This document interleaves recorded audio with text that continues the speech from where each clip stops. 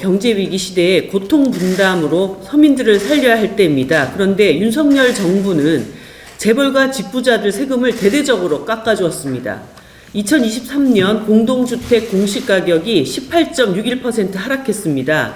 이는 집값이 떨어진 이유도 있지만 공시가격 현실화율을 종전 공동주택 71.5%에서 69%로 낮춰준 이유도 큽니다.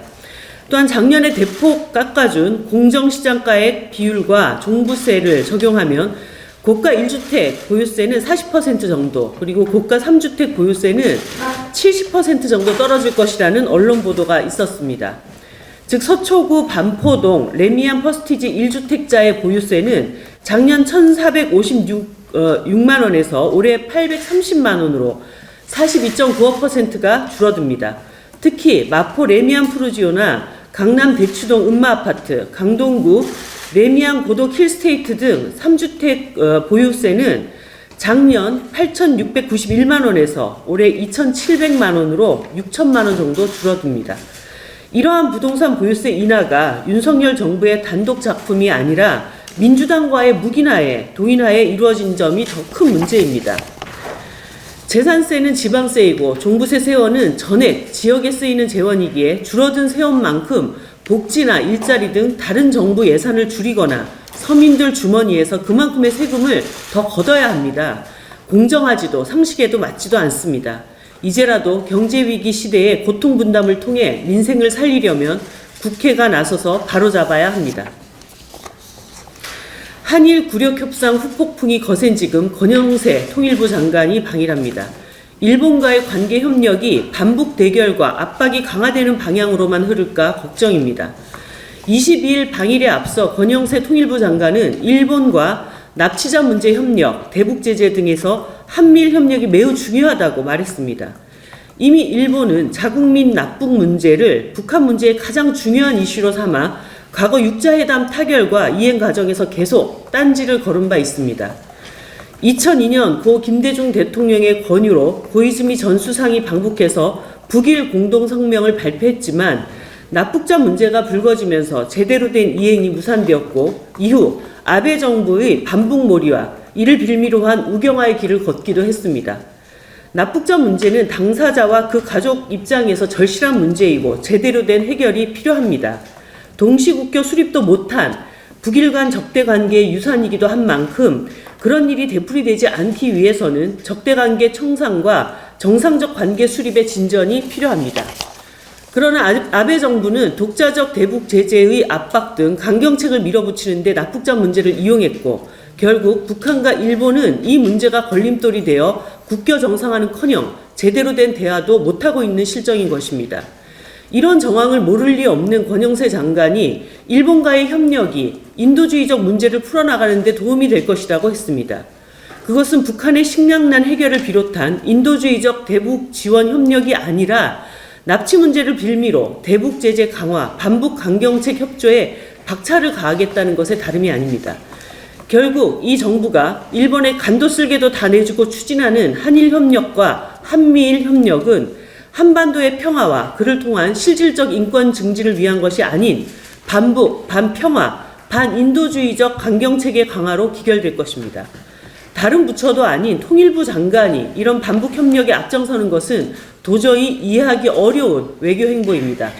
외교부, 안보실뿐만 아니라 통일부까지 동원해서 누구의 이익을 위한 한반도 정책을 펼치고 있는 것인지 윤석열 대통령께 엄중히 묻습니다.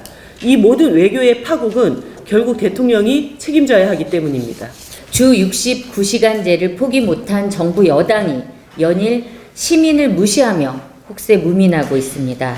고용노동부가 이미 공개적으로 반대 입장을 밝힌 MZ노조와의 어제 간담회에서 또 한 번 퇴짜를 맞았습니다.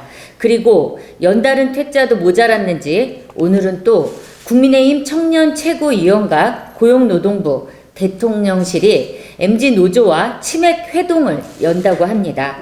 주 69시간제를 폐기하라 했더니 시민을 주 69시간 기만하고 있습니다. 주 69시간제는 보완이 아니라 폐기가 답입니다. 일하는 시민 절대 다수가 법정 연차의 절반도 쓰지 못하고 OECD 국가 평균보다 무려 39일을 더 일하고 있는 마당에 주 60시간은 또 그 근거가 무엇입니까? 명분도 근거도 없는 주 69시간제를 고집하는 것은 무슨 수를 써서든 과로사회를 열겠다는 답정 과로사 선언입니다. 윤석열 정부는 주 69시간제를 당장 폐기하고 주 52시간제 무력화해서 손을 떼십시오. 노동약자 보호를 천명한 윤석열 정부가 주력해야 할 노동개혁은 과로사의 조장이 아니라 일하는 시민 모두의 노동권 보장입니다. 정의당은 플랫폼, 프리랜서, 특수고용 노동자 등 1953년 노동법으로는 보호할 수 없는 모든 일하는 시민을 보호하는 일하는 시민 기본법 추진에 속도를 내겠습니다. 정부가 추진하는 근로기준법의 5인 미만 사업장 적용 수준을 넘어 사업장 규모와 일의 종류, 고용 형태와 무관하게 노동권을 누릴 수 있도록 노동의 정의를 대전환하고 소득과 휴식권 등 기본권을 확장하겠습니다. 주 4일제 도입 논의를 본격화하겠습니다. 정의당은 지난 대선에서부터 주 4일제 복지국가로의 과감한 전환을 제기하고 논의를 이끌어왔습니다. 이제 비단 노동시간의 단축만이 아니라 일할 권리와 쉴 권리의 보장, 그리고 노동시장 이중구조 해소라는 근본적 개혁에 나서야 할 때입니다. 정의당은 일하는 시민 기본법으로 노동기본권을 확장하는 동시에 연차 휴가 확대, 생애주기별 노동시간 선택제 등 주 4일제 추진을 위한 입법 논의를 시작하겠습니다. 또 저소득 단시간 노동자들의 소득과 휴식 보장을 위한 최소 노동시간 보장제와 평등수당 도입도 함께 추진하겠습니다. 정의당은 윤석열 정부의 노동약자 없는 가짜 노동개혁에 맞서 오는 4월 일하는 시민 기본법 발의를 시작으로 주 4일제 복지국가로 나아가는 노동 입법에 적극 나서겠습니다. 국민의힘이 저출생 대책으로 30세 이전에 아이 셋을 낳으면 군면제를 시켜주겠다는 안을 냈다가 철회했습니다. 무슨 옛날 옛적 선녀와 나무꾼입니까? 20대에 결혼도 부담스러운데 아이 셋을 어떻게 낳습니까? 작년 한 해 20대 초반에 결혼한 남성이 4,000명입니다. 이 중에 아이 셋을 낳을 사람이 몇 명이나 되겠습니까? 철회했으니 끝이 아닙니다. 이런 한심한 발상 자체가 역설적으로 왜 국민들이 결혼과 출산을 꺼리는지 명백하게 보여줍니다. 주 60시간이니 아이를 양육하는 부모는 감당할 수 없는 노동시간 연장 정책은 저출생을 더욱 악화시킬 것입니다. 이를 극복하는 길은 일과 삶의 균형이 이루어지는 평등한 복지국가로 가는 것뿐입니다. 정부 여당은 이를 명심해야 할 것입니다. 한 말씀 더 드리겠습니다. 대통령실이 역대 최대 공시가격 하락에 대통령이 공약을 이행했다며 자화자찬했습니다. 누구나 알고 있듯이 부동산 가격 하락은 과잉유동성과 러시아 우크라이나 전쟁이 만든 인플레이션, 그에 따른 금리 인상의 결과입니다. 윤석열 정부는 어떻게든 부동산 가격을 떠받치기 위해 노력했지 낮추기 위해 노력한 적이 없습니다. 윤석열 정부가 러시아 우크라이나 전쟁을 일으켰다는 겁니까? 아니면 연준의 기준금리 인상을 이끌어냈다는 겁니까? 이러다 해가 뜨고 달이 지는 것도 대통령 덕이라고 하겠습니다. 보유세 감소로 인해 세수 부족이 우려되는 상황입니다. 한편으로는 연 16%의 고금리 생계비 대출에 예약이 폭주하고 있습니다. 정부는 낯뜨거운 자화자찬 이전에 부자 감세에 따른 세수 부족을 어떻게 해결할 것인지, 고금리에 고통받는 서민들의 고통을 어떻게 해결할 것인지 대책부터 내놔야 할 것입니다. 더불어민주당은 더 이상 공당이 아닙니다. 더불어민주당은 어제 배임과 뇌물 등 혐의로 기소된 이재명 대표에게 당헌 80조 예외 조항을 적용하기로 했습니다. 이재명 대표에 대한 기소를 부당한 정치 탄압이라 판단하고 대표직을 유지하기로 한 것입니다. 부정부패 혐의로 기소될 시 직무를 정지한다는 당헌 80조는 청렴도를 높이고자 만든 혁신제도였지만 정작 그 제도를 적용해야 할 때가 오자 무력화됐습니다. 민주당의 혁신이란 말일 뿐이지 행동은 아니었습니다. 민주당은 이재명 대표에 대한 범죄 혐의와 검찰 기소가 정치 탄압이기 때문에 무조건 막아야 한다고 합니다. 하지만 JTBC 대선 1주년 여론조사 결과를 보면 이재명 대표의 구속수사가 필요하다는 답변은 57.3%, 이 대표가 당대표를 사퇴해야 한다는 답변은 56.8%입니다. 이재명 대표의 혐의를 단지 정치 탄압이라고만 일컫는 것에 이미 국민 과반이 동의하지 않는 것입니다. 그럼에도 민주당은 결국 이재명 방탄정당이 되기를 스스로 결심했습니다. 윤석열 사당이 된 국민의힘과 이재명 사당이 되기로 한 더불어민주당은 이제 서 있는 곳만 다를 뿐 똑 닮은 데칼코마니입니다.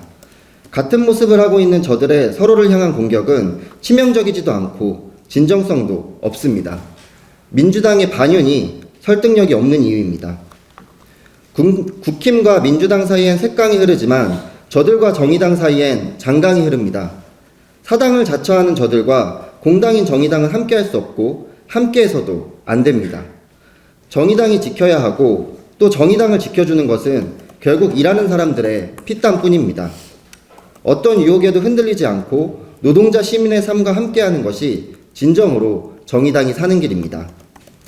단 한 명을 지키는 정치로는 세상을 바꿀 수 없습니다. 정의당은 세상을 바꾸는 정당입니다. 1인 정당으로 전락해버린 국힘과 민주당은 이제 역사의 무대에서 퇴장해야 할 때가 왔습니다. 어제 여야 합의로 전원위원회 부의할 선거제도 개선을 위한 결의안이 마련됨에 따라서 오늘 본회의에서 전원위원회 구성안이 통과될 것으로 보입니다. 19년 만에 선거제 개혁을 의제로 한 전원위원회가 열리게 된 것을 뜻깊게 생각합니다. 국회가 선거제도를 다룬 이래 처음으로 열린 토론이 진행되는 만큼 국민과 소통과 공감 속에서 오늘의 불모의 정치를 구원할 선거제도 개혁이 반드시 이루어질 수 있도록 정의당 의원들도 최선을 다하고자 합니다. 전원위원회를 개최하는 취지는 그동안 선거제도 개혁 실패의 공식을 뛰어넘어 보자는 것입니다. 매 시기마다 정개특위가 운영돼 왔고 또 많은 선거법 개정안들이 발의됐지만 여느 상임위처럼 위원들이 권한을 가지고 법안들을 심의할 수 없었습니다. 결국 막판에 양당 지도부의 담합으로 선거제 개혁은 좌초되어 왔습니다. 그렇지만 정치를 나쁘게 한 것도 또 정치를 바꿀 권한과 책임을 가진 주체도 국회의원들입니다. 또 각 당의 당론 결정 주체도 국회의원들입니다. 그런 만큼 이번에는 국회의원들이 주체적으로 능동적으로 나서보자는 것입니다. 선거제도 개혁에 대해 국회의원들이 중지를 모으고 그 토대 위에 당론과 협상이 이루어지도록 하자는 취지인 만큼 모든 쟁점에 대해서 국회의원들의 뜨거운 토론이 이루어지고 큰 틀의 합의가 만들어지기를 기대합니다.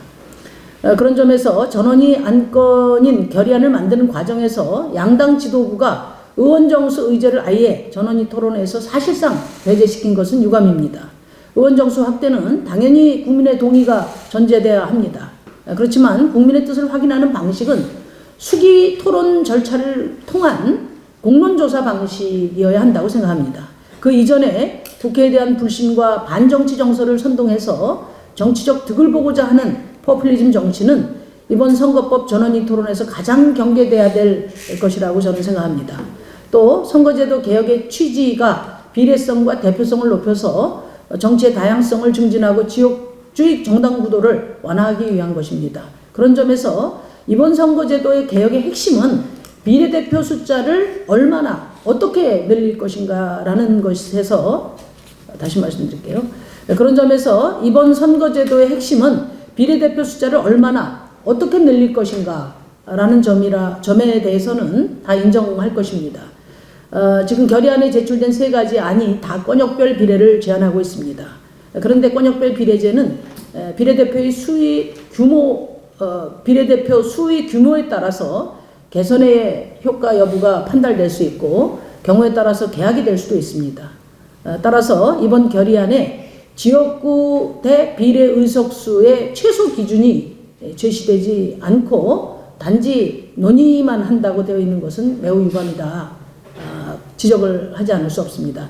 정의당은 소선거구제하에 권역별 비례제가 개선의 의미를 가지려면 병립의 경우에는 지역구 대 비례 의석수가 2대1은 되어야 하고 준연동인 경우에는 3대1 이상은 되어야 한다는 점을 분명하게 밝힙니다. 마지막으로 한 말씀 드립니다. 여야 모두 위성정당을 방지해야 된다고 입을 모으고 있습니다. 정의당도 당연히 민주주의의 오점으로 남은 위성정당 사태가 다시는 반복돼서는 안 된다고 생각합니다.